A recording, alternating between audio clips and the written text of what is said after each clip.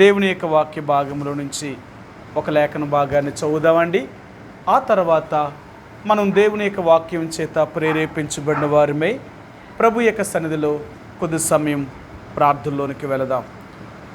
అపోస్తలుడైన పేతురు రాసిన మొదటి పత్రిక, అపోస్తలుడైన పేతురు రాసిన మొదటి పత్రిక, పేతురు రాసిన మొదటి పత్రిక, అపోస్తలుడైన పేతురు రాసిన మొదటి పత్రిక 3వ అధ్యాయము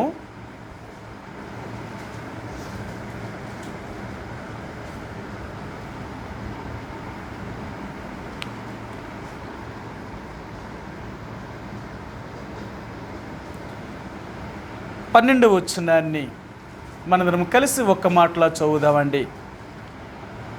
అపోస్తలుడైన పేతురు రాసిన మొదటి పత్రిక 3వ అధ్యాయము 12వ వచనాన్ని మనం కలిసి ఒక్క మాటలా చదువుదాం. చదవగలిగిన వారు నాతో కూడా కలిసి చదవడానికి ప్రయత్నించేయండి. ఆ రీతిగా మనందరము కలిసి ఈ మాటను ఒక్క మాటలాగా చదువుదామండి. ప్రభు కన్నులు నీతిమంతుల మీదను ఆయన చెవులు వారి ప్రార్థనల వైపునకును ఉన్నవి, కానీ ప్రభు ముఖము కీడు చేయు వారికి విరోధముగా ఉన్నది. ఈ రాత్రికాల సమయంలో చదువుబడిన లేఖన భాగాన్ని దేవుడు దీవించునుగాక. మనం ప్రార్థనకి వెళ్ళే ముందుగా దేవుని యొక్క వాక్యం చేత ఒక్కసారి మరలా మనం సరి చేసుకొని మనం ప్రభు యొక్క సన్నిధిలోనికి ప్రార్థనలోనికి వెళ్ళవలసిన వారు ఉంటున్నామండి. దేవుని యొక్క సన్నిధికి ఎప్పుడు వచ్చినా మొట్టమొదటిగా మనం ఎలాగ ఉన్నాము అనేది మనం ఒక్కసారి పరిశీలన చేసుకోవలసిన వారు. ఎందుకంటే ఎన్నో బలహీనతలను ఎన్నో అద్దుబాట్లను కలిగిన వారం కాబట్టి. అంతేకాకుండా మనం ఈ లోకములో అంటే చెడిపోయిన పాపాత్ములైన లోకములో మనం జీవిస్తున్నాం కాబట్టి ఇలాంటి లోకంలో జీవిస్తున్న మనము ఎంత యథార్థముగా నీతిగా మనం జీవిస్తున్నా మనకు తెలియకుండానే అనేక రకాలైన పాపములు లేక అనేక రకాలైన స్వభావము మనలోనికి ప్రవేశించగలుగుతుంది.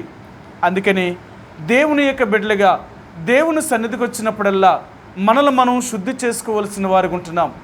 బైబిల్ గ్రంథంలో ఒక మాటను మీకు చూపిస్తాను. నిర్గమాకాండములో ఇశ్రాయేలు ప్రజలైన దేవుని యొక్క ప్రజలు దేవుని యొక్క మందిరానికి వచ్చినప్పుడల్లా వారు చేయవలసిన పని ప్రధాన యాజకుడు కానీ వారి కుమారులు కానీ ఇంకెవరైనా సరే వారు దేవుని యొక్క మందిరానికి వచ్చినప్పుడు తప్పక వీరు ఈ రీతిగా ఉండవలసిన వారుగా ఉంటున్నారండి. 30వ అధ్యాయము నిర్గమాకాండము 30వ అధ్యాయము 17-18 వచనాలండి. 17-18 వచనాలు.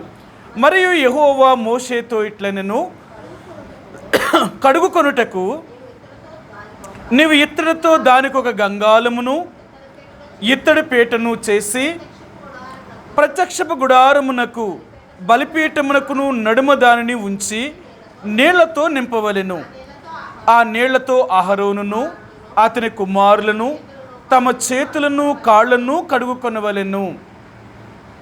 దేవుని యొక్క మందిరానికి వచ్చినప్పుడల్లా ప్రధాన యాజకుడైన అహరోను కానీ వారి కుమారులు కానీ దేవుని యొక్క మందిరములో ఏ పని చేయాలన్నా మొట్టమొదటిగా ఆ ఇత్తడి గంగాళము దగ్గరికి వచ్చి తమ చేతులను కాళ్లను కడుక్కోవలసిన వారు. ఎందుకంటే వారు దేవుని యొక్క మందిరానికి వచ్చేటప్పుడే వారి ఇంటి దగ్గరే స్నానము చేసి దేవుడి మందిరం దగ్గరికి వస్తారు. వారు దేవుని యొక్క మందిరము దగ్గరకు వచ్చినప్పుడు ఖచ్చితంగా వారి చేతులను వారి పాదములను వారు కడుగుకొని ఆ తర్వాత దేవుని యొక్క మందిరములో వారు దేవుని యొక్క పరిచర్యను చేయవలసిన వారు ఉంటున్నారు. ఒకవేళ వారి చేతులను వారి కాళ్ళను కానీ కడగకుండా వారు దేవుని యొక్క మందిరములోనికి కానీ ప్రవేశించి ముట్టుకోలేని వాటిని ముట్టకూడని వాటిని ముట్టితే వారు తగిన శిక్షను అనుభవించవలసిందే. వారు యాజకుడే కానీ యాజకుని యొక్క కుమారులే కానీ లేక దేవుని యొక్క మందిరానికి వచ్చే ప్రతి ఒక్కరు కానీ దేవుడు కొన్ని నియమాలు కొన్ని యొక్క నిబంధనలను వారు నియమించాడు. ఆయన వాటిని దాటి వారెవరూ కూడా లోనికి రాకూడదు, వాటిని అనుసరించకుండా ఎవరూ కూడా ఉండకూడదు. ఆయన చెప్పినట్లుగానే జీవించాలా, ఆయన చెప్పినట్లుగానే నడుచుకోవాలా? ఒకవేళ దానికి వ్యతిరేకం ఎవరైనా అయితే వారు ఎంతటి వారైనా, ఆఖరికి ప్రధాన యాజకుడైనా అతని కుమారులైనా వారు చనిపోవలసిందే. మీ అందరికీ తెలుసు కదా, మరి ఆ దినాలలో అహరోను యొక్క కుమారులైన నాదాబు, అబీహులు దేవుని యొక్క మందిరానికి వారు వచ్చినప్పుడు దేవుని యొక్క మందిరములో వారు అర్పించకూడని అన్య అగ్నిని తీసుకుని వారు వచ్చి ధూపవేదం మీద వేసి ఆ ధూపాన్ని వారు వేసినప్పుడు కానీ, ఆ దీపస్తంభముల మీద ఉన్న దీపవృక్షాలను వెలిగించినప్పుడు కానీ, దీపాలు వెలిగించినప్పుడు కానీ వారు చేసిన తప్పును బట్టి వారు తప్పక మరణించవలసిన పరిస్థితి వచ్చింది. కొద్ది ముందు జరగండి. నువ్వు ఇంక సరిగ్గా ఏదో సైడ్కి జరిగితే వాళ్ళు వచ్చి ముందులో కూర్చుంటారు. కాబట్టి దేవుని యొక్క ప్రజలుగా దేవుడు జ్ఞాపకం చేసేది ఏంటంటే, దేవుడు పెట్టిన నియమ నిబంధనలను ఖచ్చితంగా పాటించవలసిందే. అది ఎవరైనా సరే ఒకవేళ అలాగ పాటించకపోతే ఎంతటి గొప్పవారైనా, మీ అందరూ తెలుసు కదా, ఆనాడు మోషే అహరోనుల మీద అబీరాను, దాతాను, కోరహు, ఓనులు అనే వారే కాకుండా 250 మంది సభికులు, అంటే ఇశ్రాయేలు ప్రజల్లో పెద్దలైన వారు, వారందరూ కూడా దైవ నియమానికి వ్యతిరేకంగా వారు పోరాడారు. అలా పోరాడినప్పుడు దేవుడు చెప్పాడు, సరే నేను చెప్పింది మీరు కాదు అంటున్నారు కాబట్టి మీరు చెప్పిందే నిజము అనుకుంటే మీ ధూపార్తుల్లో ధూపం వేసి నిప్పులు వేసి నా మందిరములోనికి వచ్చి ధూపం వేయండి. ఒకవేళ నేను దానిని అంగీకరిస్తే మీరు నిజంగా మీరు చెప్పింది నిజమని నేను నమ్ముతాను. ఒకవేళ నేను అంగీకరించలేదు అంటే మీరు నా వారు కాదు, ఇదే మీకు గుర్తు అని చెప్పి ఆనాడు దేవుడు మోషేతో చెప్పినట్లుగా 250 మంది సభికులను కూడా దేవుని మందిరానికి రమ్మన్నారు. వారు దేవుని యొక్క మందిరానికి వచ్చేటప్పుడు బంగారు ధూపార్తుల్లో నిప్పులు వేసి ఆ ధూపం వేయడానికి సాంబ్రాన్ని పట్టుకొని దేవుని యొక్క మందిరములోనికి 250 మంది ప్రవేశించారు. ఎప్పుడైతే వారు ప్రవేశించారో ఆకాశం దగ్గర దిగివచ్చి ఆ 250 మందిని కూడా కాల్చి బూడిద చేసింది. కారణం ఏంటి అంటే, దైవ నియమానికి వ్యతిరేకంగా వెళితే వారు ఎవరైనా, వాళ్ళ పెద్దల, చిన్నల, అధికారం కలిగిన వారా, అధికారం లేని వారా, ఒకవేళ వాళ్ళు లేవీలా, యాజకుడా, ఇలాంటి ఏమీ లేవు. తప్పు చేస్తే ఎవరైనా దాని శిక్షను అనుభవించవలసిందే. కాబట్టి ఈ రాత్రి దేవుడు మనకు కూడా నేర్పించాలనుకునేది ఏంటంటే, దేవుని యొక్క మందిరానికి వచ్చినప్పుడల్లా మనల్ని మనం శుద్ధి చేసుకోవాల్సిన వారిగా ఉంటున్నామండి. మనల్ని మనం శుద్ధి చేసుకోవాలి. ఏంటి శుద్ధి చేసుకోవాలి మీకు తెలుసు, మరలా మీకు చెప్తాను. యేసు ప్రభువారు పసగా పండుగను ఆచరిస్తున్నప్పుడు 4వసారి ఆయన ఒక పల్లెము తీసుకొని ఒక తుమాలు తన నడుమునకు కట్టుకొని 12 మంది యొక్క శిష్యుల యొక్క పాదములు కడగడానికి ప్రయత్నం చేస్తున్నాడు. ఆయన పాదములు కడుగుతున్నాడు. అందులో పేతురు అన్నాడు, ప్రభా నువ్వు నా పాదాలు కడగడానికి నేను ఎంత మాత్రం కూడా ఒప్పుకోను అన్నాడు. దేవుడు యేసుప్రభువారు చెప్పారు. ఆయన యేసుప్రభు ఏం చెప్పారు అంటే, పేతురు ఒకవేళ నిన్ను కడగకపోతే నాతో కూడా నీకు పాలు ఉండదు అని చెప్పారు. అప్పుడు పేతురు వెంటనే యేసుప్రభువారితో ఏం చెప్పారు అంటే, అయ్యా నా కాళ్ళు చేతులు మాత్రమే కాక నా తల దగ్గర నుంచి సమస్తమును కడుగు అన్నాడు. అప్పుడు యేసుప్రభువారు చెప్పారు, పేతురు ఒక్కసారి స్నానము చేసిన వాడు మరలా 2వసారి స్నానము చేయవలసిన పని లేదు. తన చేతులను కాళ్ళను శుభ్రము చేసుకుంటే చాలు. ఈ మాట ఎందుకు యేసుప్రభువారు చెప్పారంటే, ఒక్కసారి రక్షించబడిన ఒక వ్యక్తి మరలా 2వసారి రక్షణ పొందడానికి అవకాశం లేదు. అది ఒక్కసారే పొందుతారు. రక్షణ ఒకసారి పొందిన తర్వాత మనం తప్పుపోయినా, దేవునికి వ్యతిరేకంగా జీవించినా, ఏ కారణము చేతైతే మనం తప్పుపోయి దేవునికి వ్యతిరేకంగా జీవించామో వాటిల్లో మాత్రమే మనం ప్రభువు దగ్గర శుద్ధి చేసుకోవాల్సిన వారికి ఉంటున్నాం. కానీ మరలా మనం శరీరం అంతటిని, అంటే మరలా మన పాపములన్నీ క్షమించబడాలని మరలా నిన్ను పాపిని అనడానికి ప్రయత్నం చేయకూడదు. దేవుడి దగ్గరికి వచ్చినప్పుడు ఒకసారి ప్రభువా నేను జన్మపాపిని, కర్మపాపిని అని ఒప్పుకున్నాం, దేవుడు క్షమించాడు. 2వసారి కూడా మరలా దేవుడి దగ్గరికి వచ్చి ప్రతిరోజు ప్రభువా నేను జన్మపాపిని, కర్మపాపిని అంటే దేవుడు అంటాడు, నేను నిన్ను క్షమించాను కదా, నేను నిన్ను కడిగి శుద్ధీకరించాను కదా, మరలా నువ్వు జన్మపాపివి, కర్మపాపివి ఎలాగవుతావు? నువ్వు అలాగవ్వవు. మరి ఎలాగవుతావు అంటే, నువ్వు ఏ తప్పు అయితే చేసావో దాన్ని బట్టి నువ్వు పాపం చేసావు కాబట్టి ఆ పాపమును కడుక్కుంటే చాలు, ఆ పాపమును కడుక్కుంటే చాలు, ఉన్నదాన్ని నువ్వేమీ చేయక్కరొద్దు. అలాగే దేవుడి దగ్గరకు వచ్చినప్పుడు ప్రతిసారి కూడా ఒక్కసారి మనం పరిశీలన చేసుకోవాల్సిన వారు ఉంటున్నాం. మనం ఎలాగ ఉన్నాము, మనం ఏం చేస్తున్నాము, ఆయనకు తగినట్లుగా జీవించగలుగుతున్నామా? ఒకవేళ లేకపోతే ఎక్కడెక్కడైతే పాపం మన హృదయంలోనికి ప్రవేశించిందో, మన తలంపుల ద్వారా కానీ, మన ఆలోచనల ద్వారా కానీ, మన క్రియల ద్వారా కానీ, మన నడక ద్వారా కానీ, మన మాటల ద్వారా కానీ, మన చూపు ద్వారా కానీ, మన వినికిడి ద్వారా కానీ, ఇలాగా ఎక్కడెక్కడైతే మనం తప్పు చేశామో వాటిని మాత్రమే మనం ప్రభువు దగ్గర సరి చేసుకోవాల్సిన వారు. ప్రభా, నేను ఇలాగున్నాను, నేను ఇలాగ చేశాను, ఇలాగ చూశాను, వినకూడదు ఇలాగ విన్నాను, నేను చేసింది తప్పే, కాబట్టి నేను చేసిన ఆ తప్పుని నువ్వు నన్ను క్షమించు అని ప్రభువు దగ్గర మనం సరి చేసుకోవలసిన వారు ఉంటున్నాం.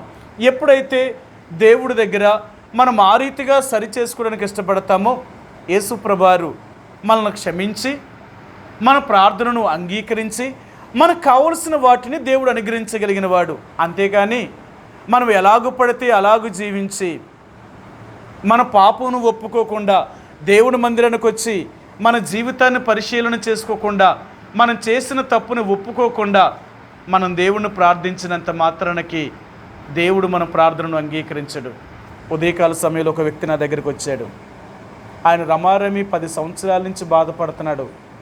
ఆయన కాలు చాలా భయంకరంగా పాడైపోయిందన్నమాట. 15 లక్షల రూపాయలు ఖర్చు పెట్టేట అతని కాలుకి.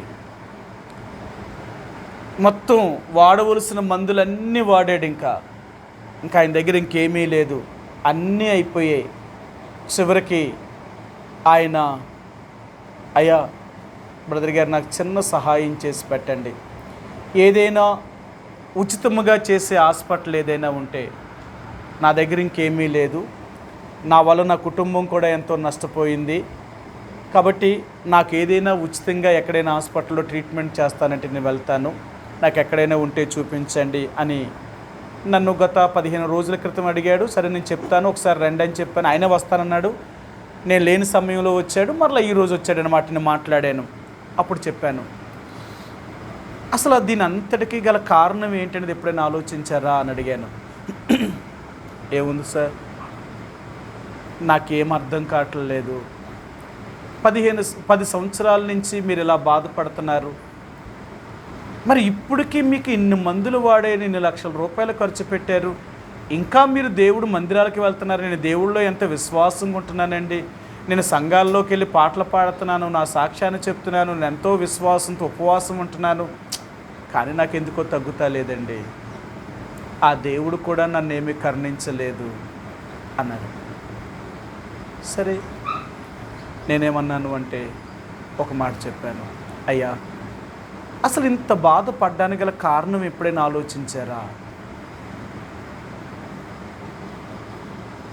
నేను చెప్పాను, ఇవన్నీ మనం చేసిన పాపాలు, తెలుసో తెలియకో మనం చేసిన పాపాలు, మనం చేసిన పాపాలకే ఈ శిక్ష అంతా అనుభవిస్తున్నాం.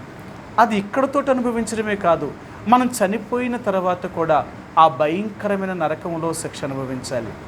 అందుకనే ఎప్పుడైనా మీరు యేసుప్రభు వారి దగ్గర మీ పాపాన్ని ఒప్పుకున్నారా?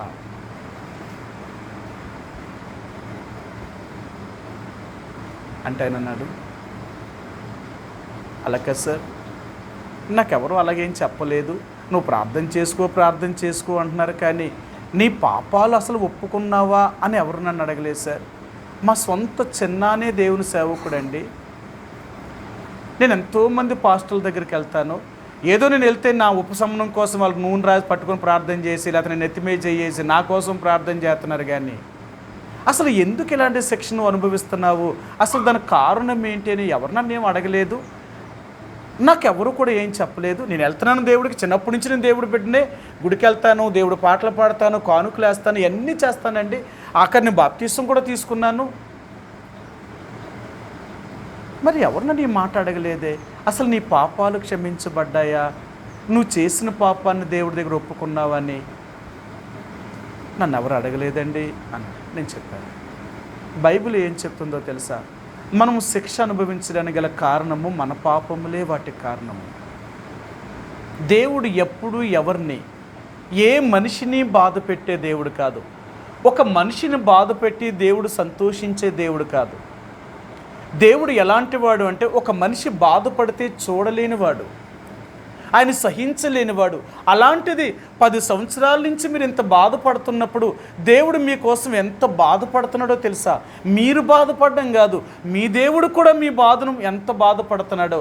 అయ్యో నా కుమారుడా, అయ్యో నా కుమారుడా, ఇప్పటికైనా నీ పాపాన్ని ఒప్పుకుంటే నేను క్షమించాలనుకుంటున్నాను.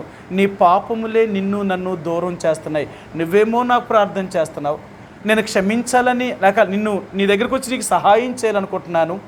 నీ పాపాలు నన్ను నీ దగ్గరికి రాకుండా అడ్డుగా వచ్చేసాయి, నేనేం చేయగలుగుతాను అంటున్నాడు. ఇప్పటికైనా మీ పాపాన్ని ఒప్పుకోండి.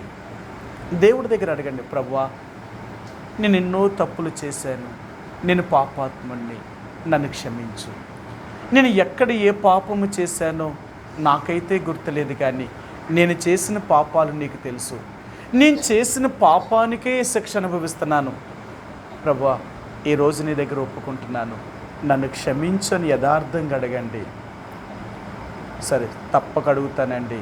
ఇంకో మాట చెప్పాను, అడిగినంత మాత్రానికి సరిపోలేదు, అడిగినంత మాత్రంగా సరిపోదు.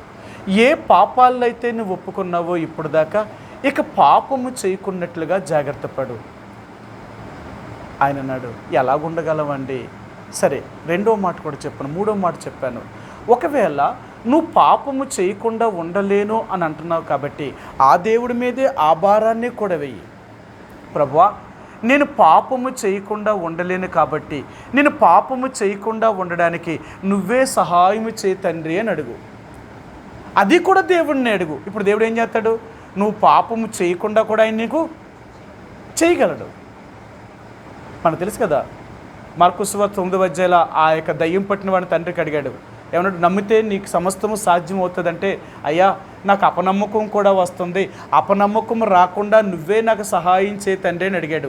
అప్పుడు దేవుడు అపనమ్మకం రాకున్నట్లుగా కూడా సహాయం చేశాడు ఆయన. కాబట్టి ఈ రాత్రి దేవుడు నీకు నాకు జ్ఞాపకం చేయాలనుకున్నది ఏంటంటే, మనం చేసిన పాపాలకి మనం శిక్ష అనుభవించకుండా మానము.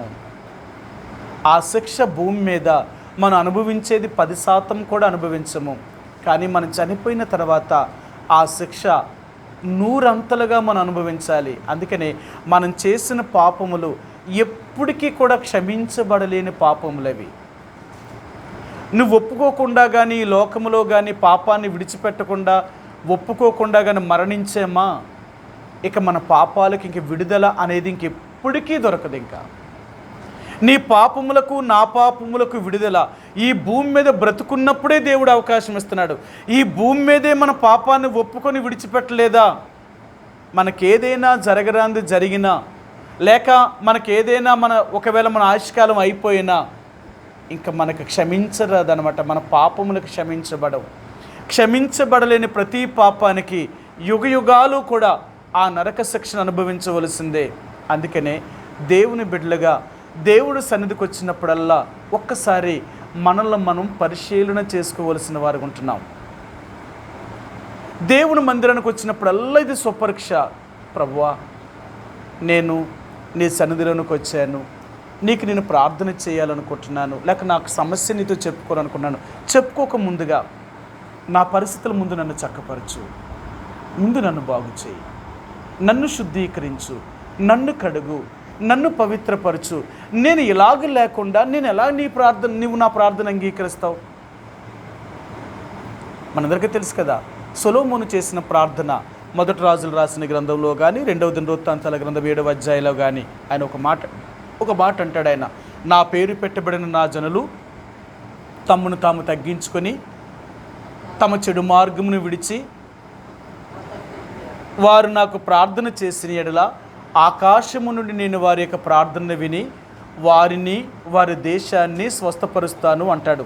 7:14 2వ దినవృత్తాంతాల గ్రంథంలో. అంటే వారు తమ చెడు మార్గమును విడిచి, మనము మన చెడు మార్గమును విడిచిపెట్టకుండా, మన చెడు జీవితాన్ని విడిచిపెట్టకుండా, మన పాపమును వదలకుండా దేవుడు మన ప్రార్థన వినడు.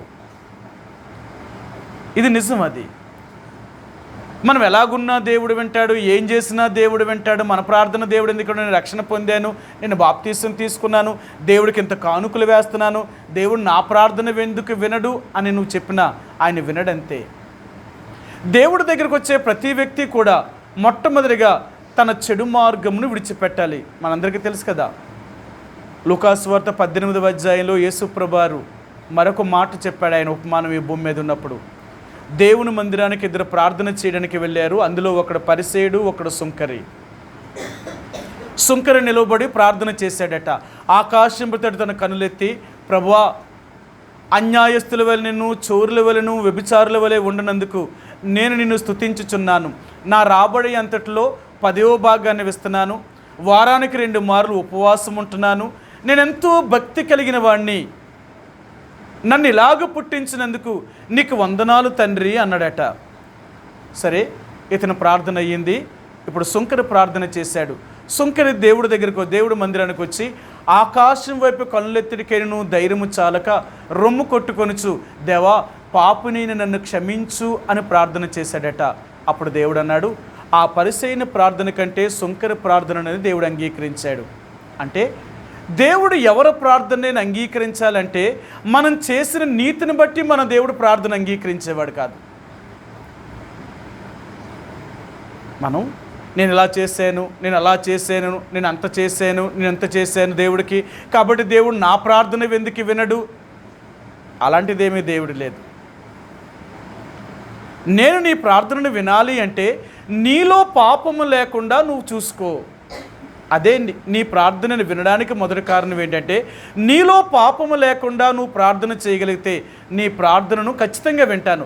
నీలో పాపం పెట్టుకొని నాకు ఎంత ఇస్తే ఏంటి, నువ్వు నాకేం చేస్తే ఏంటి, నా సన్నిధికి వస్తే ఏంటి, ఇవన్నీ చేసినా నేను ఎలాగింటాను నీ ప్రార్థన నేను విన్నావు అంటే భౌతికంగా కనిపించే వాటిని బట్టి నీ ప్రార్థన విన్న కానీ నీ హృదయంలో ఉన్నదాన్ని బట్టి మాత్రమే నీ ప్రార్థన నేను అంగీకరిస్తాను. కాబట్టి ఈ రాత్రి దేవుని యొక్క సన్నిధికి వచ్చినప్పుడల్లా మన హృదయములను ఒక్కసారి యేసు ప్రభువారి యొక్క రక్త ప్రోక్షణ కిందకి మరలా మనం కడగబడ్డానికి ఇష్టపడాలి. దేవుని మందిరానికి వచ్చినప్పుడల్లా ఒక్కసారి మరలా ఆయన రక్త ప్రోక్షణ మనం కోరుకోవలసిన వారికి ఉంటున్నాం. ఎందుకంటే ఆయన రక్తం కిందకి మనం రాలేదనుకోండి, మన ప్రార్థనను దేవుడు అంగీకరించడు. అందుకనే ప్రతిసారి కూడా మనం దేవుడి మందిరానికి వచ్చినప్పుడల్లా మనం శుద్ధీకరించుకోవడం అనేది మనకి తప్పక ఉండవలసిందే. అంటే శరీర సంబంధమైన శుద్ధిని మనం ఎలాగైతే మనం ఆచరించగలుగుతున్నామో ఆత్మ సంబంధమైన శుద్ధిని కూడా మనం అలాగే ఆచరించవలసిన వారిగా ఉంటున్నాం. ఆత్మ సంబంధమైన శుద్ధిని అంటే ఆత్మ సంబంధమైన శుద్ధిని మనం కలిగి ఉండగలిగితే దేవుడు తప్పక నువ్వు ప్రార్థించినా నీ ప్రార్థన వింటాడు, నువ్వు ప్రార్థించకపోయినా నీకు కావలసిన వాటిని ఇవ్వగలిగిన వాడు. అవునా? బైబిల్ గ్రంథంలో ఒక మాట అంటాడు, మీరు వేడుకొనక మునిపే నేను మీకు ఉత్తరం ఇస్తాను అంటాడు. మనం వేడుకొనక మునిపే దేవుడు మనకు ఉత్తరం ఇస్తాడట. ఇస్తాడంటారా? ఇస్తాడా? మనం అడగకుండానే దేవుడు మనకి ఇస్తాడట. ఇస్తాడా? ఎలాగిస్తాడు? నాకు ఒక మాట చెప్పండి. మనకి ఏది అవసరమో దేవుడికి తెలుసు కాబట్టి ఆయన మనకిస్తాడు. సరే, ఒక దైవజనుడు ఇలా చెప్పాడు, ఆయనకు ఒక 1000 రూపాయలు కావాల్సి వచ్చిందంట. ఈరోజు ఆయనకి 1000 రూపాయలు కావాల్సి వచ్చి ఉదయం ప్రార్థన చేశాడు, ప్రభా నాకు ఒక 1000 రూపాయలు కావాలి, నేను చాలా కష్టంలో ఉన్నాను, ఆపదలో ఉన్నాను, నాకు తప్పక నువ్వు సహాయం చేయాలి అని ప్రార్థన చేశాడట. సరే, ఉదయం ఆయన ప్రార్థన చేశాడు. మధ్యాహ్నం 12 గంటలకి ఆయనకు ఒక మనీ ఆర్డర్ వచ్చిందంట. ఓ పోస్ట్ మ్యాన్ వచ్చి, అయ్యా మీకు మనీ ఆర్డర్ వచ్చింది అన్నాడట. సరే, ఆయన మనీ ఆర్డర్ ఫామ్ మీద సంతకం చేశాడు. ఆయన ఎంత వచ్చిందండి అని అడిగాడట. అప్పుడు ఆయన చెప్పాడు, అయ్యా మీకు 1000 రూపాయలు మనీ ఆర్డర్ వచ్చింది అన్నాడట. అప్పుడు ఈయన అన్నాడట, సరే తీసుకున్నాడు. ఇంట్లోకి వెళ్ళి దేవుని స్తుతించాడు. స్తుతించి, ప్రభా నేను అడిగిన 1000 రూపాయలు నువ్వు నాకు ఇచ్చావు, అందుకే నీకు వందనాలు అని చెప్పి ఒకసారి ఆలోచించాడట. నేను ఎప్పుడు అడిగిన 1000 రూపాయలు? ఈరోజు ఉదయం అడిగాను. దేవుడు నాకు ఎప్పుడు ఇచ్చాడు? మధ్యాహ్నానికి ఇచ్చాడు. అంటే ఈ 1000 రూపాయలు నా దగ్గరికి రావాలంటే ఎక్కడి నుంచి వచ్చాయి? ఆ డబ్బులు 1000 రూపాయలు నాకు కావాలి అని 4 రోజుల ముందు ఒక ఆయన అది పోస్టులో వేసాడట. 4 రోజుల ముందు ఆయన పోస్ట్ అయితే ఈ రోజుకి వచ్చిందట 1000 రూపాయలు. ఈయనకి 1000 రూపాయలు కావాలని దేవుడికి ఎప్పుడు తెలుసు? 4 రోజులకు ముందే తెలుసు. 4 రోజులకు ముందు దేవుడికి తెలుసు కాబట్టి ఆ వ్యక్తిని దేవుడు ఒప్పించి ఆ 1000 రూపాయలు ఈయనకి పంపించాడట. ఇప్పుడు చెప్పండి, అడగక మునిపే దేవుడు పంపించాడా, ఈయన అడిగితే ఇచ్చాడా? అది మన దేవుడు. మన అక్కర్లను ఎలా తీరుస్తాడు అంటే, నీకు ఈరోజు ఏదైనా అవసరం అనుకోండి, ఈరోజు అవసరం కొరకు ఇంతకు ముందే దేవుడు దానికి కావలసిన వాటిని సిద్ధపరుస్తాడట. ఈ రోజు గురించి నువ్వు ఆలోచిస్తావు, కానీ ఈ రోజు గురించి దేవుడు ఇంతకు ముందే ఆలోచిస్తాడట. అందుకనే తన బిడ్డలట నిద్రపోతున్నప్పుడే వారికి ఏం కావాలో అన్నిటినీ సిద్ధం చేస్తాడట. అవును కదా, మీకు తెలుసు కదా మాట. 127వ కీర్తనలో ఆయన అంటాడు, తన ప్రియులు నిద్రించుచుండగా ఆయన వారికి ఆహారమును పెట్టుచున్నాడట. 127వ కీర్తన 2వ వచనమండి. మీరు వేకువనే లేచి చాలా రాత్రి అయిన తర్వాత పండుకొనుచు కష్టార్జితమైన ఆహారము తినుచుండుటయు వ్యర్థమే. తన ప్రియులు నిద్రించుచుండగా ఆయన వారికి ఇచ్చుచున్నాడు. సరే, తన ప్రియులు అంటే తన బిడ్డలు నిద్రించుచుండగా వారికి కావలసిన వాటిని అన్నిటినీ ఆయనే ఇస్తాడట. చూడండి, ఒక చిన్న బిడ్డలు కలిగిన ఒక స్త్రీ ఉందనుకోండి, చంటి బిడ్డ అనుకోండి, ఒక 2 నెలలు 3 నెలలు 4 నెలలు బిడ్డ అనుకోండి. ఆ బిడ్డ పడుకోలేనంతసేపు తల్లిని ఏ పని చేయనివ్వడు. ఆ బిడ్డ చేయనివ్వదు. ఎందుకంటే ఆ బిడ్డకి ఏమీ తెలియదు కదా. ఆకలేస్తే ఏడుస్తుంది, ఇంక బాధ కలిగినా ఏడుస్తుంది, ఏదైనా ఏడిపే. ఆ బిడ్డ ఏడుస్తుంది అంటే ఆ బిడ్డ యొక్క ఏడుపును బట్టే తల్లి అర్థం చేసుకోవాలి, ఏమి ఇవ్వాలి, ఏం పెట్టాలి, ఏం చేయాలనేది.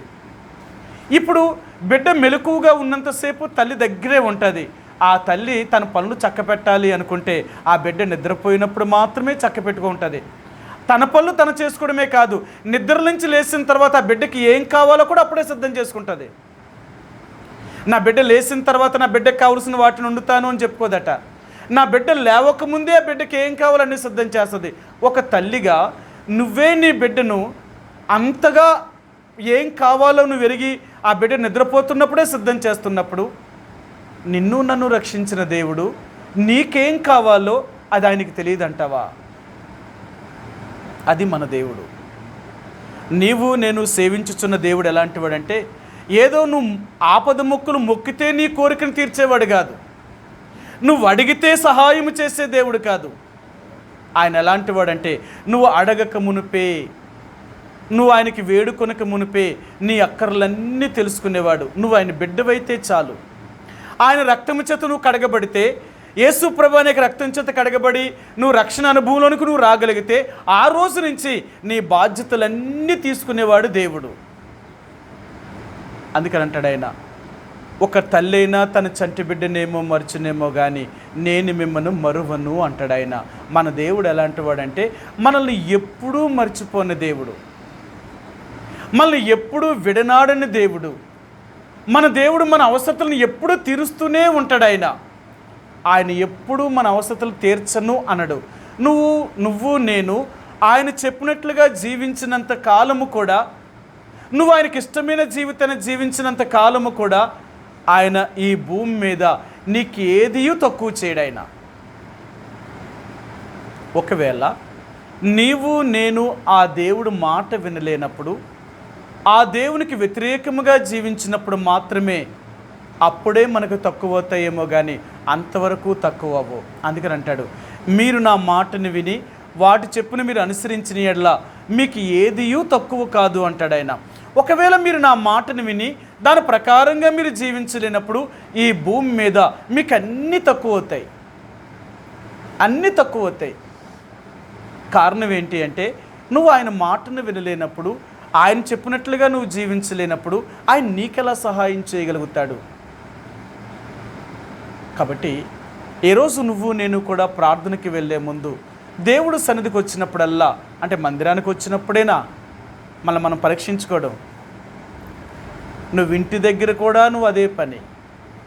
నువ్వు దేవుడికి ప్రార్థన చేసినప్పుడల్లా ఇదే మొదటి పని. ప్రభువా, మానవుని కదా, ఎన్నో బలహీనతలు అద్దుబాట్లు కలిగిన వ్యక్తిని, ఎందుకంటే నేను ఎలాంటి వ్యక్తిని అంటే ఆయన అపోస్తలుడైన పౌలు ఒక మాట అంటాడు, నేను ఎలాంటి వాడిని అని తను గుర్తించాడు. ఆయన ఏం గుర్తించాడో ఒక మాటను చూపిస్తాను. రోమిలకు రాసిన పత్రిక 7వ అధ్యాయము, రోమా 7వ అధ్యాయము, రోమిలకు రాసిన పత్రిక 7వ అధ్యాయము 18వ వచనమండి. 7:18 నా యందు అనగా నా శరీరమందు మంచిది ఏదియో నివసింపదని నేను ఎరుగుదును, మేలైనది చేయవలనని కోరిక నాకు కలుగుచున్నది కానీ దాన్ని చెయ్యట నాకు కలుగుటలేదు. నేను చేయగోరు మేలు చేయక చేయగోరిన కీడిని చేయుచున్నాను. మనం ఎలాంటి వారు మాట తెలుసా? చేయగోరి మేలు చేయక చేయగోరిన కీడినే మనం చేసేవారమంట. అందుకని అపోస్తలుడైన పౌలు అంటాడు, నా యందు అనగా నా శరీరమందు మంచిది ఏదియూ నివసింపదని నేను ఎరుగుదును. అంత దైవజనుడే అంత మాట అంటే మనం ఎంత అనాలంక? మనం దేవుడు సన్నిధికి వచ్చినప్పుడల్లా మనం ఎలాగున్నాం? మన శరీరంలో మనలో ఏదైనా మంచిది ఉందంటావా? అందుకని అంటున్నాడు, నాలో మంచిది ఏదియూ నివసింపదని నేను ఎరుగుదును, మేలైనది చేయవలని కోరిక నాకు కలుగుచున్నది కానీ అది చేయలేకపోవచ్చున్నాను. చేయగోర మేలును చేయక చేయగోరిన కీడినే నేను చేస్తున్నాను. అందుకే ఈయనేమన్నాడో తెలుసా? మరొక మాట అన్నాడు ఆయన. సరే మీకు చూపిస్తాను. 24 వచనమండి, 24 వచనం. అయ్యో నేనెంత దౌర్భాగ్యుడిను, ఇట్టి మరణమునకు లోనగు శరీరము నుండి నన్ను ఎవడు విడిపించును? అంతటి దైవజనుడు ఆయన అన్నాడు, అయ్యో నేనెంత దౌర్భాగ్యుడను, ఇట్టి మరణమునకు లోనగు శరీరము నుండి నన్ను ఎవడు విడిపించగలుగుతాడు ఈ భూమి మీద? నన్ను విడిపించగలిగిన వాడు భూమి మీద ఎవరైనా ఉన్నారా?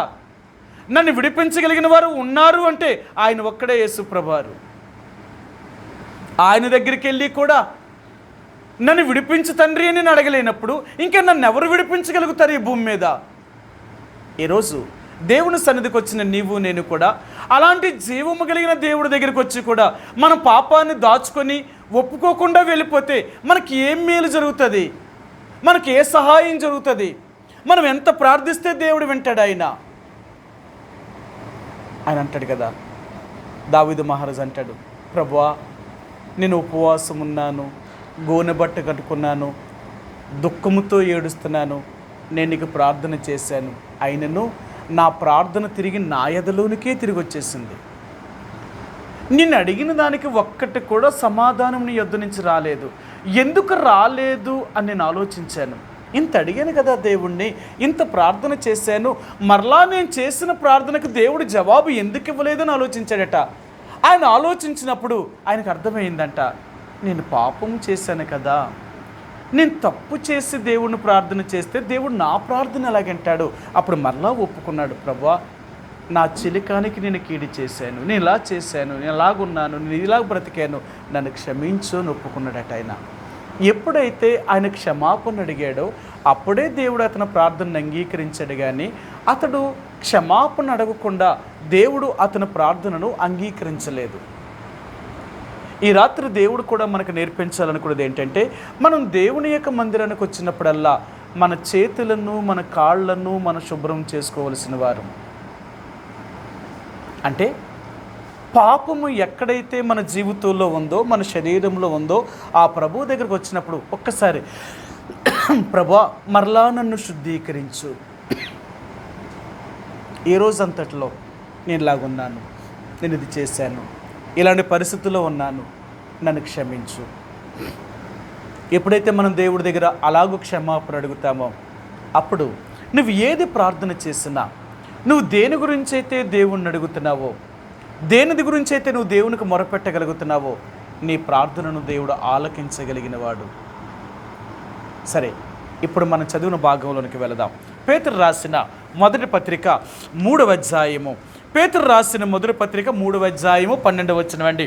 3:12 ప్రభు కన్నులు నీతిమంతుల మీదను ఆయన చెవులు వారి ప్రార్థనల వైపునకును తిరిగి ఉన్నవి, కానీ ప్రభు ముఖము కీడు చేయవారికి విరోధముగా ఉన్నది. ఆయన ఎంత స్పష్టంగా చెప్పాడు. ఆయనంట ఆయన ఇక్కడ ఏం చెప్తున్నాడు అంటే, ప్రభువు కన్నులు నీతిమంతుల మీద ఉన్నవట. ఆయన ఎవరు ప్రార్థన వింటాడు, ఆయన ఎవరికి సహాయం చేస్తాడు, ఆయన ఎవరితో ఉంటాడు అంటేనట, నీతిమంతుడిగా ఉన్నవాడితో. నీతిమంతులు అనగా మనకు తెలుసు కదా, ఒకరు అంటే యేసు ప్రభువాని యొక్క రక్తము చేత ఎవరైతే కడగబడతారో వారు నీతిమంతులుగా చేయబడినవారు. నీతిమంతుడిగా చేయబడినవాడు నీతిగా జీవించేవాడు. నీతిగా జీవించేవాడు నీతిని ప్రకటించేవాడు. ఇతడు నీతిమంతుడంటే, నేను కడగబడ్డాను కాబట్టి నేను పరిశుద్ధుడిని అయిపోయాను, నేను ఎలాగ జీవించినా సరే నేను పరిశుద్ధుడినే అనుకుంటే నువ్వు పరిశుద్ధుడు కాదు. పరిశుద్ధమైన జీవితాన్ని కూడా జీవించాలి. నీతిని అనుసరించుచూ బ్రతకాలి. నీతిని అనుసరించకుండా జీవించవు అంటే నువ్వు నీతిమంతుడు కానే కాదు. అందుకనే ఇశ్రాయేలు ప్రజలతో ఆయన చెప్పినప్పుడు ఇశ్రాయేలీలు దేవుడితో ఇలాగ మాట్లాడారట, నీతి నీతి నీతి అని చెప్తున్నావు, అసలు ఏంటి నీతి, అసలు ఏం చేయకూడదు, ఏం చెయ్యాలి, ఏం చేస్తే నీతిమంతులుగా ఉంటాము, ఏమి చేయకుండా ఉంటే నీతిమంతులుగా ఉండము అనే విషయాన్ని వారు అడిగారట. అప్పుడు యేసు ప్రభు అంటే తండ్రి అయిన దేవుడు ఇశ్రాయేలు ప్రజలకి ఇలాగ చెప్పాడు. ఆయన ఏం చెప్పాడంటే, మీరు నీతిగా జీవించడము అంటే ఎలాగ జీవించాలి అనే విషయాన్ని కొన్ని మాటలను ఆయన జ్ఞాపకం చేశాడు. మీరు చూపిస్తాను. యెహెజ్కేలు గ్రంథము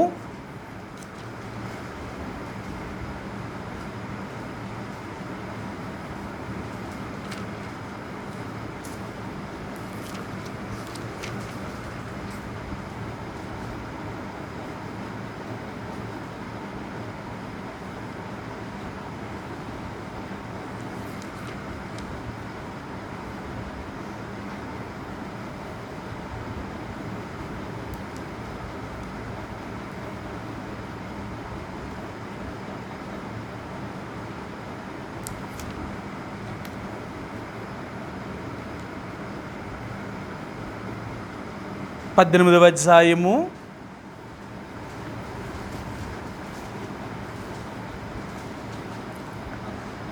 5 వచ్చి నుంచి చూద్దామండి. 18వ అధ్యాయం యెహెజ్కేలు గ్రంథము 18వ అధ్యాయము 5, 6, 7 వచనాలు.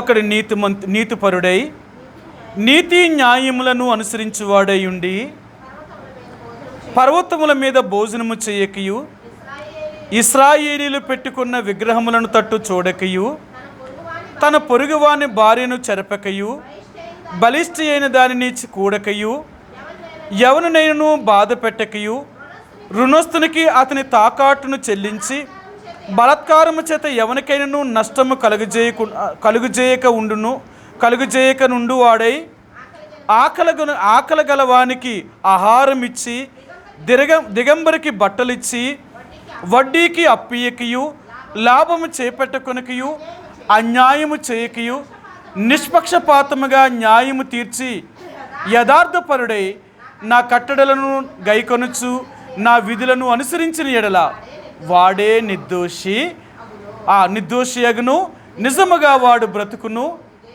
చూసారా, నీతిమంతుడు అంటే ఇలాగూ ఉంటాడట. నీతిని జరిగించాలి కదా. నేను నీతిమంతుడిని అయిపోయాను, నేను యేసుప్రభు యొక్క రక్తం చేత కడగబడ్డాను అని చెప్పుకుంటే సరిపోదు. నువ్వు యేసుప్రభు యొక్క రక్తం చేత కడగబడి ఉంటే నువ్వు నీతిని జరిగించగలుగుతున్నావా? అలాగ లేని జీవితము నువ్వు నీతిమంతుడివే కాదు. అందుకని అంటాడు, నీ ప్రార్థన కానీ నా ప్రార్థన కానీ దేవుడు వినడు. అందుకన్నాడు ఆయన నీతిమంతుల మీద, నీతిమంతుల ప్రార్థన వైపు ఆయన చెవులను ఒగ్గుతాడట, నీతిమంతుల వైపు ఆయన కనుదృష్టి ఉంచుతాడట, నీతిమంతులకు ఆయన సహాయము చేయగలుగుతాడట. దేవుడు నీకు నాకు సహాయము చేయాలన్నా, ఆయన కనుదృష్టి నీ మీద ఉంచాలన్నా, నీ ప్రార్థనను ఆయన వినాలన్నా నీతిగా బ్రతుకుతున్నామా? ఇదే సమస్య. దేవుని బిడ్డలుగా నీతిగా బ్రతకకుండా మనం ఎన్ని చేస్తే దేవుడికి అవసరం? ఏమిస్తే దేవుడికి అవసరం? ఏం తీసుకుంటాడు దేవుడు? అందుకనే ఈరోజు దేవుడు అంటున్నాడు, నీతిమంతుల ప్రార్థనని విన్నాను అంటే అతడు నీతిగా జీవించేవాడు. అతడు నీతిగా జీవించాలి. నీతిగా జీవించకుండా మనం ఏం చేసినా, ఒకవేళ మనం ఈ లోకంలో ఎంత ఉన్నతమైన స్థానానికి వెళ్ళినా ఆ పాపము వదలదు. ఆ పాపం వదలదండి. అందుకని అంటాడు, నీతిని విడిచి అన్యాయము చేసి మనం సంపాదించిన మన ఆస్తి వల్ల అది మన పిల్లలకేదో ఆశీర్వాదం అనుకుంటాం, కానీ అది మన పిల్లలకి కూడా శాపమే. ఎంతమందినైతే బాధించి శ్రమపరిచి మనం తీసుకుంటున్నామో అదంతా మనకు పాపంగానే మారిపోతుందంటే, నువ్వు అనుకోవచ్చు, నేను అనుకోవచ్చు, దానివల్ల నాకు ఎంతో లాభం ఉంది, నేను గొప్ప వ్యక్తిని అయ్యానని. చివరికి అది ఎంత నష్టాన్ని తీసుకుపోద్దో తెలుసా? అది మనకిని మన కుటుంబానికి అది శాపముగా మారిపోతుంది. దేవుడు ఊరికినే చెప్పలేదు ఇవన్నీ కూడా. అన్యాయముగా సంపాదించిన దానివల్ల వచ్చే శాపాన్ని తప్పక అనుభవించాలట. తప్పక అనుభవించాలి. ఆ పాపాలే వారికి, వారి పిల్లల మీదకి, వారి పిల్లల మీదకి కూడా శాపంగా మారిపోతుంది. అందుకని దేవుని బిడ్డలుగా నీతిగా మనం ఉన్నామా? నీతిగా బ్రతుకుతున్నామా? మన కష్టార్జితంతో మనం సంపాదించుకున్న దానితో మనం బ్రతుకుతున్నామా? లేక అన్యాయమైన సంపాదన మనం ఆశిస్తున్నామా? అన్యాయమైన వాటిని మనం కోరుకుంటున్నామా? అందుకనే దేవుడు ఇక్కడ పేతురు పరిశుద్ధులైన వారికి పత్రికను రాసినప్పుడు వాళ్ళకి మాట చెప్తున్నాడు. ఆయన చెదిరి ఉన్న పరిశుద్ధులైన వారందరికీ ఈ పత్రికను ప్రారంభంలో రాస్తూ ఎన్ని విషయాలు వారి గురించి చెప్తున్నాడో, మీరు ఎలాగ ఉండాలి, మీరు ఎలాగ ఉండాలి, మీరు ఎలాగ ఉండాలి అని చెప్తూ ఈ 3వ అధ్యాయము 12వ వచనం దగ్గరకు వచ్చినప్పుడు నీతిమంతుల యొక్క దృష్టి అంటే దేవుడట నీతిమంతుల మీద తన దృష్టిని ఉంచగలుగుతాడట. ఆయన చెవులు వారి ప్రార్థనల వైపు ఉంచుతాడట. దేవుడు వారికి సహాయం చేయగలుగుతాడని ఈ 3 విషయాల్ని ఆయన చెప్తున్నాడు ఆయన. కాబట్టి దేవుని యొక్క బిడ్డలుగా ఈరోజు దేవుడు నా ప్రార్థనను అంగీకరించాలి అంటే మనం నీతిగా బ్రతుకుతున్నామా? నీతిగా జీవించలేనప్పుడు మన ప్రార్థన దేవుడు ఎలా వింటాడండి? విన్నట్టు. ఒకవేళ నువ్వు అనొచ్చు, దేవుడు నా ప్రార్థన వినకుండా నేను ఈ స్థాయిలో ఎలాగుంటానండి? ఈరోజు నేను ఇంతగా బ్రతుకుతున్నాను కదా, నా అవసరతలన్నీ దేవుడే తీరుస్తున్నాడు కదా, దేవుడు కూడా నాకు తోడుగా ఉన్నాడు కదా అని అంటావు. నిజమే, దేవుడు తీరుస్తున్నాడన్న భ్రమలో బ్రతుకుతున్నావంతే, భ్రమలో ఉన్నావంతే. నువ్వు దేవుణ్ణి ఎరగకుండా దేవునికి అయిష్టంగా బ్రతికినా నువ్వు కొంతకాలం బాగానే ఉంటావు. నువ్వేమో అంత త్వరగా నువ్వు నాశనం అయిపోవు. అర్థమైందా? కొంత టైం పడుతుంది దేనికైనా. చేసిన పాపానికి శిక్ష అనేది కొన్నిసార్లు త్వరగా వచ్చేస్తుంది, కొన్నిసార్లు కొంత లేట్ అవుతుంది అన్నమాట. అనుభవించడమే తప్పక అనుభవించాలి, అది మాత్రం నిజం. అది కొన్నిసార్లు లేట్ అవ్వచ్చు, కొన్నిసార్లు త్వరగా రావచ్చు. నీకు త్వరగా రాలేనంత మాత్రానికి నువ్వేమీ తప్పు చేయలేనట్టు కాదు, పాపము చేయలేనట్టు కాదు. నువ్వు తప్పే అది, కానీ తప్పక నీ మీదకి వస్తుంది అది, కానీ కొంచెం టైం పడుతుంది అంతే కదా. మీకు చూపించిన మాటను సామెతల గ్రంథము 28వ అధ్యాయము ఇక్కడ ఆయన అంటాడు. ఆయన ఏమన్నాడో చూపిస్తాను మీకు. సామెతల గ్రంథము 28వ అధ్యాయము, క్షమించండి, సామెతల గ్రంథము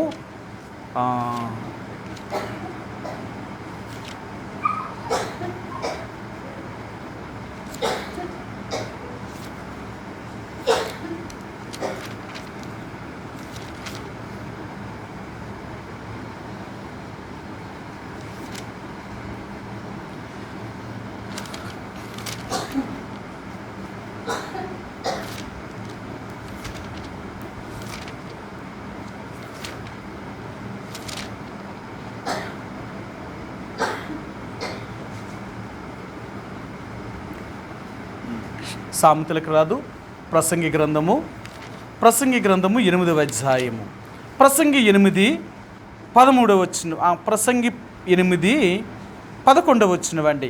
8:11 ప్రసంగి గ్రంథము 8వ అధ్యాయము 11వ వచనం. దుష్క్రియలకు తగిన శిక్ష శీఘ్రముగా కలగకపోవుట చూచి మనుషులు భయం విడిచి హృదయపూర్వకముగా దుష్క్రియలు చేయుదురు. సరే, తప్పులు ఎందుకు చేస్తారట? చేసిన తప్పుకి శిక్ష త్వరగా రాకపోవడం వల్ల మనుషులు భయం విడిచి మరి ఇంకా ఎక్కువ తప్పులు చేస్తారట. ఎందుకు? చేసిన తప్పులకి ఏం రాలేదు. రాలేనంత మాత్రానికి రాదా? ఈరోజు రాలేదు, రేపు రాలేదు, ఒక నెల రోజులు పట్టింది, లేదా సంవత్సరం పట్టింది, పాపం పండాలి కదా. అర్థమైందా? పాపము పండాలట. దేవుడు అన్నిటినీ పట్టుకుంటాడట. అన్నిటి పాపం పండిందనుకోండి, దాని శిక్ష అప్పుడు పంపిస్తాడట. ఆయన నీలాగా నాలాగా తొందరపడే దేవుడు కాదు. మన పాపం పండేదాకా ఓపిక పడతాడట దేవుడు. ఓపిక పడతాడట. చూద్దాం, చేయని ఎంత చేస్తావో చేసుకుంటూ వెళ్ళినప్పుడట ఆఖరికి ఒక్కరోజు నువ్వు చేసినవన్నీ నీ మీద పంపిస్తాడట. అప్పుడంట అస్సలు తట్టుకోలేమంట, ఆ బాధను భరించలేమంట, ఎంత దుఃఖము నరకాన్ని అనుభవిస్తామో. కానీ వదిలేస్తాయా? అవి వదలవు. సరేనా? మీకు ఇంకో మాట కూడా చూపిస్తాను. కీర్తన గ్రంథము 50వ కీర్తన గ్రంథము 50వ అధ్యాయము 21 వచనమండి. 21, 22 వచనాలు. ఇట్టి పనులు నీవు చేసినను నేను మౌనినై ఉంటిని, అందుకు నేను కేవలము నీ వంటి వాడినని నీవు అనుకుంటివి. అయితే నీ కన్నుల ఎదుట ఈ సంగతులను వరుసగా ఉంచి నిన్ను గద్దించదను.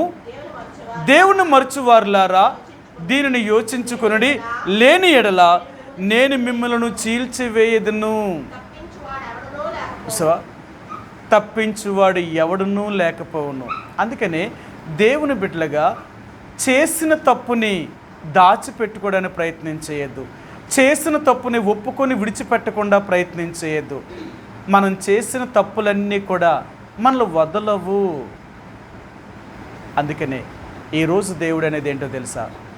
నీ ప్రార్థన నేను వినాలి అంటే, నీకు నేను సహాయం చెయ్యాలి అంటే, నీ ప్రార్థనలో నీ మీద నా దృష్టి ఉంచాలి అంటే, ముందు నువ్వు పాపము లేకున్నట్లుగా చూసుకుంటున్నావా?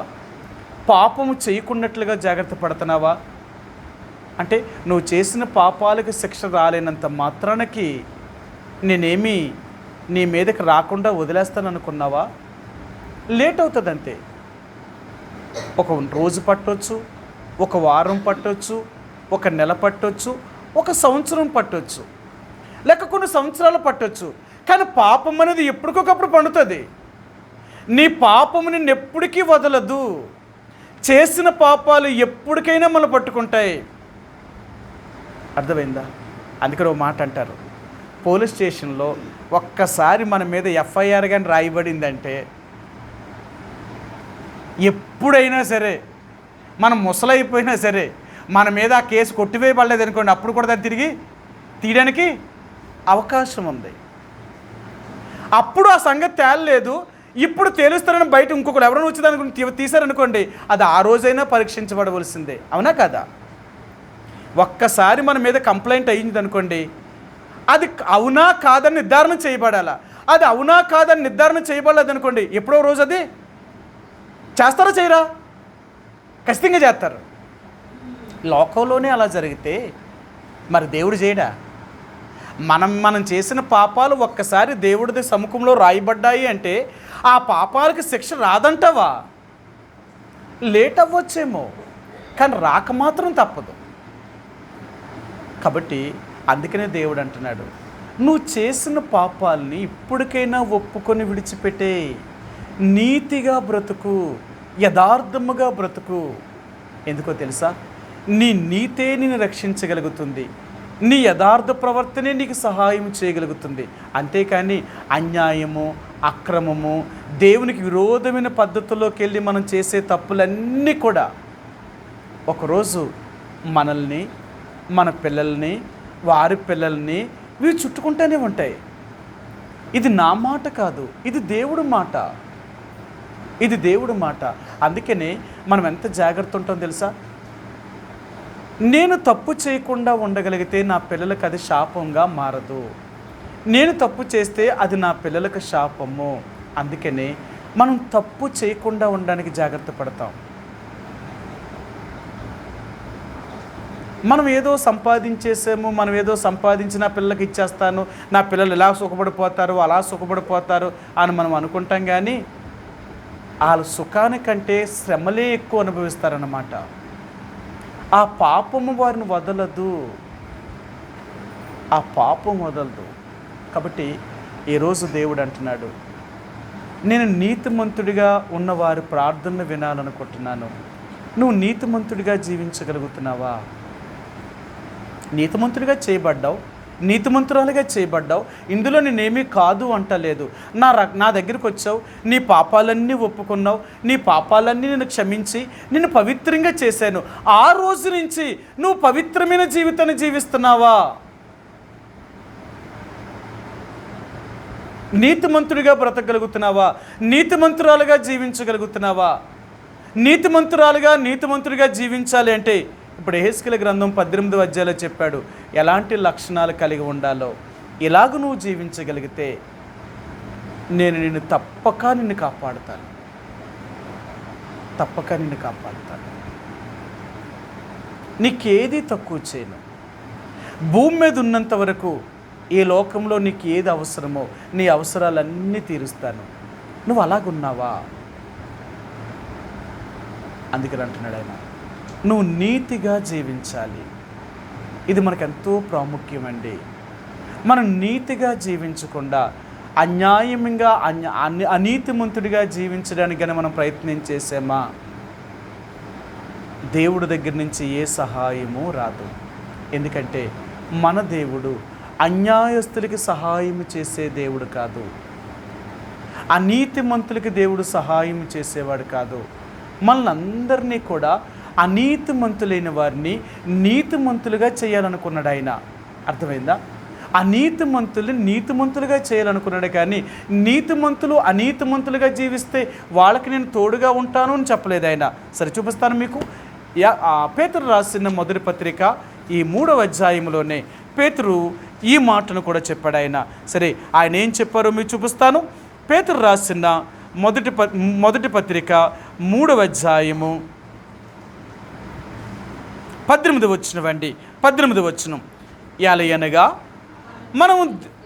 మనలను దేవుని యొద్దకు తెచ్చుటకు అనీతిమంతుల కొరకు నీతిమంతుడైన క్రీస్తు శరీర విషయంలో చంపబడి ఆత్మ విషయంలో బ్రతికింపబడి పాపముల విషయంలో ఒక్కసారే శ్రమపడెను.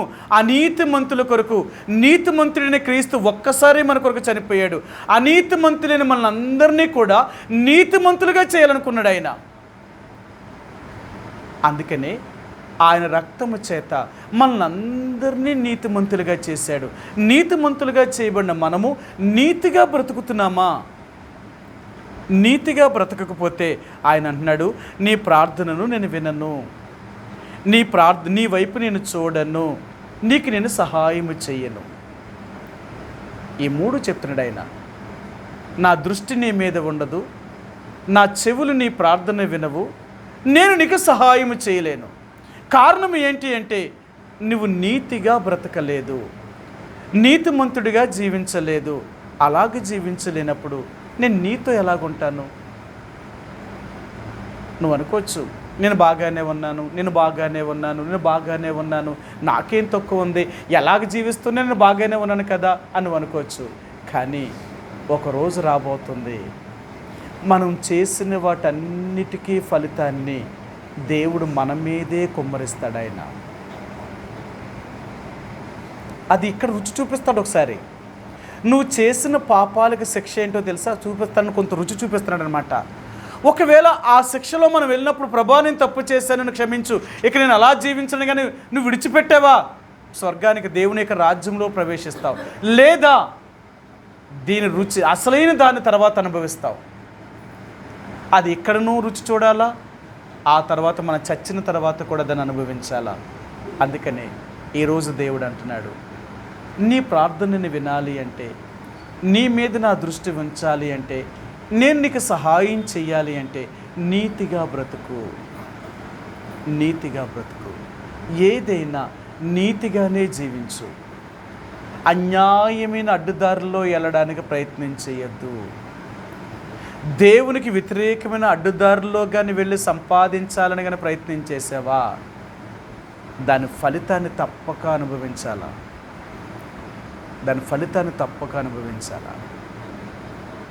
నేను ఒకరు నన్ను ప్రార్థన చేయడానికి రమ్మన్నారు. నేను వెళ్ళాను. వెళితే వాళ్ళకి హార్ట్ సర్జరీ అయిందనమాట. నేను అడిగాను, ఏమైందండి అసలు ఏంటంటే, ఇలా పలానా ఒక రోజు ఇలా జరిగిందండి అంటే హాస్పిటల్ తీసుకెళ్తే వాళ్ళు ఇమీడియట్గా సర్జరీ చేయాలన్నారు. సర్జరీ చేయాలి అంటే ఇప్పుడు ఎంత కావాలి అంటే రమారమి 8 లక్షలు 9 లక్షలు అయిపోతుందని చెప్పారు. మీరు చెప్తే నమ్మరు. ఇంతకాలం కూడబెట్టిందంతా కూడా ఒక్కసారి కట్టవలసి వచ్చింది. ఒక్కసారి కట్టారట. సార్ ఇప్పుడు మేము ఖాళీ అయిపోయాం. ఎంత కష్టపడి సంపాదించానో తెలుసా? ఈ 9-10 లక్షలు ఎన్ని సంవత్సరాలు కష్టపడితే ఈ డబ్బులు నేను సంపాదించానండి. ఏదో ఒకటి నేను చేసి సంపాదించాను. అంటే నన్ను ఎలా చేశాను అంటే, నా దగ్గర ఉన్న కొంత డబ్బుతో వడ్డీ వ్యాపారం చేయడం మొదలుపెట్టాను. ఈ వడ్డీ వ్యాపారం చేయడం వల్ల రూపాయి పెరగడం వల్ల ఆ డబ్బులన్నీ దాచాను. ఆ డబ్బులన్నీ దాస్తే ఇప్పటికి 9-10 లక్షలు అయిందంట.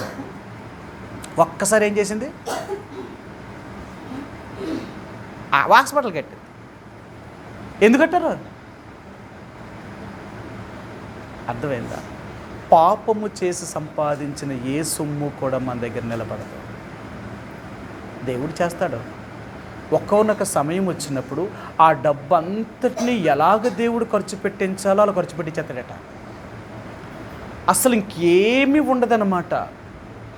సమయం రావాలి అంటే ఇప్పటికి రాకపోవచ్చు, ఇప్పటికి బాగుండొచ్చు, కానీ ఇక ముందు ముందుకి దాని సంగతి తెలుస్తుంది. అదంతా తేలిగ్గా వదలదు. అందుకే దేవుడు అన్నాడు, పాపము అనేది మనల్ని నాశనము చేసేదాకా అది మనల్ని వదిలిపెట్టదు, అది వదలదు. అందుకనే దేవుడు అంటున్నాడు. ఆయన ఎందుకు అలా చెప్తున్నాడు, ఇన్నిసార్లు ఎందుకు చెప్తున్నాడు తెలుసా? అన్యాయమైన సొత్తు అనేది ఎప్పటికైనా నీకు ప్రమాదకరమైనది. అన్యాయమైన రాబడిని ఆశించొద్దు. అందుకని బైబిల్ గ్రంథంలో అంటాడు, దేవుని బిడ్డలు గట అన్యాయమైన సొత్తు వారికి అసహ్యమైనదట.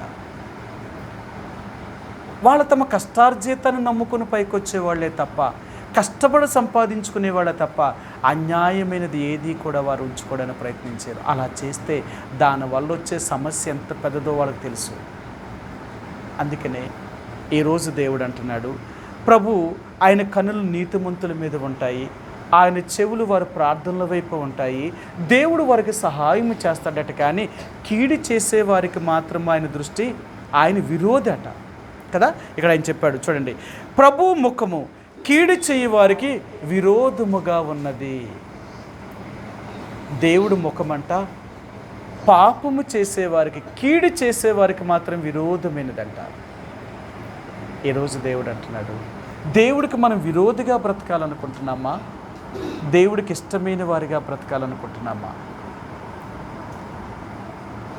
ఆయన అంటున్నాడు, నువ్వు నీతిగా జీవించాలి అనుకుంటే నేను నీకెప్పుడూ విరోధిని కాదు, నీకెప్పుడూ సహాయం చేసే దేవుడిగానే ఉంటాను నేను. లేదు నువ్వు నాకు విరోధంగా నువ్వు వెళ్ళావు అంటే నేను నీకు శత్రువుగా మారిపోతాను. అర్థమైందా? ఎంత మంచి దేవుడో అంత విరోధిగా మారిపోతాడట దేవుడు. మనం చేసిన దాన్ని బట్టి ఆయన విరోధి అవుతాడే తప్ప ఆయన ఎప్పుడూ విరోధ మనసు కలిగిన వాడు కాదు. అందుకనే ఈరోజు దేవుడిని అడుగుతాం, ప్రభువా నీ కన్ను దృష్టి, ప్రభు యొక్క కన్నులు నీతిమంతుల మీద ఉన్నాయి అంటున్నావు, నీ చెవులు వారి ప్రార్థనల వైపు తిరిగి ఉన్నాయి అంటున్నావు, నువ్వు వారికి సహాయం చేసే దేవుడు అంటున్నావు. అయితే కీడు చేసే వారికి మాత్రం నీ ముఖము నీవు విరోధిగా ఉంటానని చెప్తున్నావు. నిజమే, నేను నిజంగా నీ రక్తం చేత కడగబడ్డాను, నీ బిడ్డగా చేయబడ్డాను, కరెక్టే కాదంటలేదు. కానీ నీతిగా నేను బ్రతుకుతున్నానా, నీతిగా జీవించగలుగుతున్నానా, ఒక్కసారి స్వపరీక్ష చేసుకుంటాం.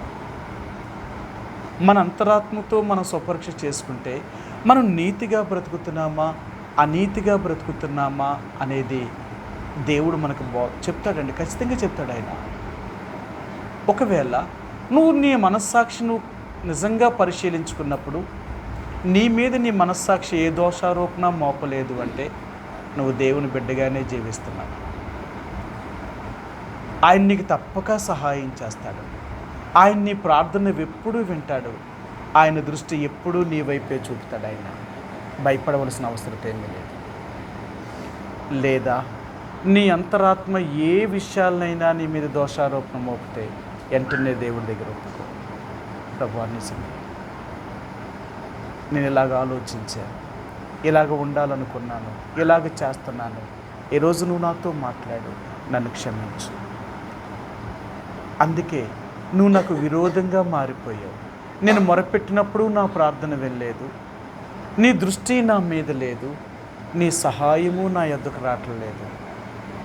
నేను ఎందుకు ఇలాగ అయిపోయాను అంటే నాలో ఉన్న స్వభావాన్ని బట్టి ఎలాగ అయిపోయాను, నన్ను క్షమించు అని దేవుడి దగ్గర మనం యథార్థంగా ఒప్పుకుంటే దేవుడు నిజంగా మనల్ని క్షమించగలిగిన వాడు. ఈరోజైనా మనం మన అద్దుబాట్లు మనం సరి చేసుకోగలిగితే ప్రభు యొక్క దృష్టి నీ మీద ఉంటుంది. ఆయన చెవులు నీ ప్రార్థనలు వింటాయి. ఆయన నీకు మేలు చేసే దేవుడు, నీకు సహాయం చేయగలుగుతాడు ఆయన.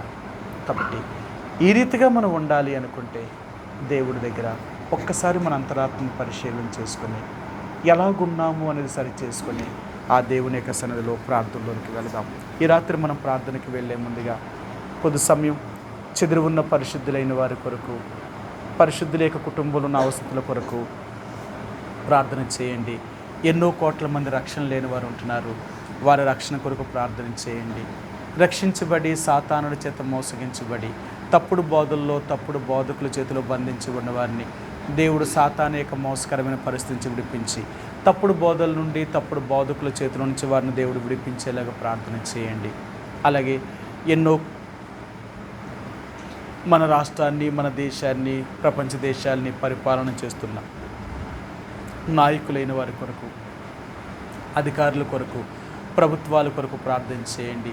న్యాయబద్ధమైన పరిపాలన చేయగలుగులో ప్రభు వారికి సహాయం చేసేలాగా, వారు కూడా రక్షణ పొందేలాగా ప్రార్థన చేయండి. అలాగే నమ్మకంగా సేవను చేస్తున్న దైవ సేవకులైన వారు ప్రపంచ దేశాల్లో, మన దేశంలో, మన రాష్ట్రంలో ఎక్కడున్నా వారిని, వారి కుటుంబాలని సంరక్షించి వారికి కావలసిన ప్రతి అవసరతను దేవుడు తీర్చి, దేవుడు వారిని కూడా సంఘాలను దేవుని రాకడ కొరకే సిద్ధపరిచే అభిషేకం దేవుడు దయచేసేలాగా ప్రార్థన చేయండి. అలాగే మన దేశంలో, ప్రపంచ దేశాల్లో దేవుని నమ్ముకున్న దేవుని ప్రజలను, దేవుని ఎరిగిన అన్యజనులైన వారు, నామకార్థులు మన దేశంలో మరి బీజేపీ వారితో కలిసి పనిచేస్తున్న అనేక తెగలవారు ఎంతో దేవుని బిడ్డలు హింసిస్తున్నారు. కాబట్టి ప్రార్థన చేయండి. దేవుడు ఆ హింసించబడుతున్న వారికి కావలసిన ఆదరణ, ధైర్యాన్ని, నెమ్మదిను దేవుడు అనుగ్రహించేలాగా, అలాగే హింసిస్తున్న వారిని కూడా దేవుడు కనికరించి రక్షించేలాగా ప్రార్థన చేయండి. అలాగే మరి ఇజ్రాయేల్ దేశం కొరకు ప్రార్థన చేయండి. ఎంతో భయంకరమైన యుద్ధంలో ఉన్నారు. దేవుడే వారిని కాపాడాలి. మనుషులుగా మనం ఏమీ చేయలేం. దేవుడికి మనం ఎప్పుడైతే ప్రార్థన చేయగలుగుతామో దేవుడు తప్పక వారికి సహాయం చేయగలుగుతాడు. ఎంతో భయంకరమైన యుద్ధం జరుగుతుంది. కాబట్టి ప్రార్థన చేయండి. దేవుడు వారిని కాపాడి దేవుని యొక్క లేఖనంలో నెరవేర్చబడ్డం కొరకే దేవుడు వారికి కావలసిన ప్రతి ఆర్థిక అవసరతను దేవుడు తీర్చేలాగా ప్రార్థన చేయండి. అలాగే ఎబ్రోను కొరకు ప్రార్థన చేయండి.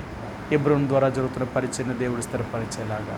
అలాగే మరి నర్సిపూడి, రామచంద్రాపురం, అనపర్తి, గంగులూరు పాకలు, కాపవరం, ఈలపల్లి, కృష్ణాపురం, రాఘవాపురం, కాకినాడ, సామర్లకోట, పెద్దాపురం ప్రాంతాల్లో ఉన్న విశ్వాసుల కొరకు, అలాగే విజయనగరంలో డేవిడ్ మార్టిన్ గారు చేస్తున్న పరిచర్య కొరకు, అక్కడ చుట్టూ ఉన్న సంఘాల కొరకు, అలాగే లంకిపల్లిలో జోనాథన్ మార్టిన్ గారు వారు చేస్తున్న పరిచర్య కొరకు ప్రార్థన చేయండి.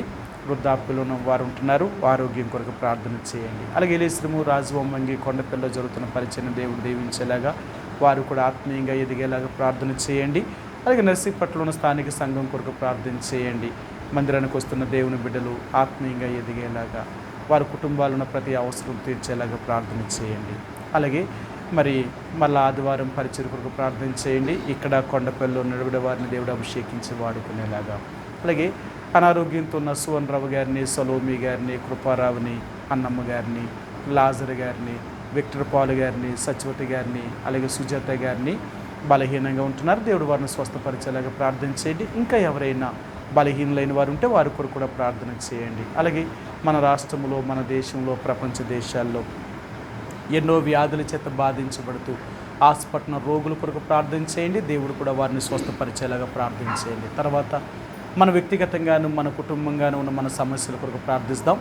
ఆ రీతిగా కొంత సమయం ఒకరి తర్వాత ఒకరు ప్రభు యొక్క సన్నిధిలో కొంత సమయం ప్రార్థనలో కొనసాగుదామండి. ఆ రీతిగా ప్రార్థనలో ఇద్దాం. ప్రార్థన చేసేవారు వినిపించేలాగా ప్రార్థన